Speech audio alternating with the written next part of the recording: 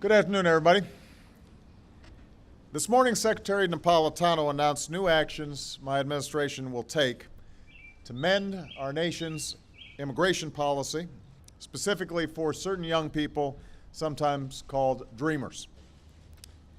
They were brought to this country by their parents. That's what gave rise to the DREAM Act. Well, today, we're improving it again. Effective immediately, the Department of Homeland Security is taking steps to lift the shadow of deportation from these young people. Over the next few months, eligible individuals who do not present a risk to national security or public safety will be able to request temporary relief from deportation proceedings and apply for work authorization. I'm here today to announce that the program known as DACA that was effectuated under the Obama administration is being rescinded. A justice studies major at ASU and the first in her family to attend college. She's a DACA recipient who worked years cleaning houses in order to afford tuition. And I became the first dreamer to work at the city of Phoenix because of my deferred action. If I didn't have DACA, I would not be able to continue practicing medicine. There are no exceptions. I'm here, the patients are here, they're sick. The day it is revoked, I have to take off my white coat. Without DACA, I'm at risk of losing my loans. Then, there's the questions like, if I graduate, what now? But I'm determined to finish, whether it takes me 7 years or it takes me 10 years. Let's say medical students are deported. It'll make bigger news, right? And people will see that as something negative. But if you deport the normal people, I would like my... I came here in 1993. I have 2 kids and they were very young at that time. My son, he's a lawyer now. My daughter, Ima, she's in 3rd year of medical school. For me, their education was very important. During education, they didn't have any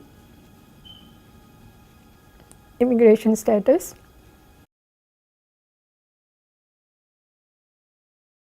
I've had people kick me out of their cars before, people stop being my friends. I've had really good dates go really badly after I tell them that I'm undocumented. I was born in the state of Morelos in Mexico. I'm from Ecuador. I was born in Guadalajara, Mexico. I was born in Ecuador. DACA is an executive order that allows immigrants who came as children to work legally for 2 years. My parents brought me at the age of 4 back in 1999. So I was 7 years old when I came to this country. I was 4 years old when I came to the U.S. I was 11 years old when I came to this country. I came here when I was a couple months old. Middle school, I was the best student in my middle school. So I kept on receiving offers to go study abroad. I was like, oh, I want to go and I want to go. But then it was in the sense of like my parents were like, you can't go. Because if you go, you'll never be able to come back. It was around like 12 that I was having an argument with my father, just saying that you're undocumented. Like, you're never going to work anywhere, you're never going to go to college, like you're going to be nothing. And that was when I found out that I was undocumented. If you're not, let's say, an A-straight student, you're not an amazing student that stands out in your school, then it's really hard to find scholarships because, each scholarship has a requirement. And many undocumented students are not able to do so because they, have to sometimes provide for themselves. They have to go work full-time and then go to school. My family and I have always lived in constant fear, especially of deportation, right? Like, my dad has worked multiple jobs where he's experienced raids, and so he kind of just has to run and escape those. And I've had uncles who've been deported. I've had cousins who've been in detention centers. So that's a constant fear that we've had since day one. We don't use the word illegal because that kind of just, it's kind of offensive because it's it's not who we are.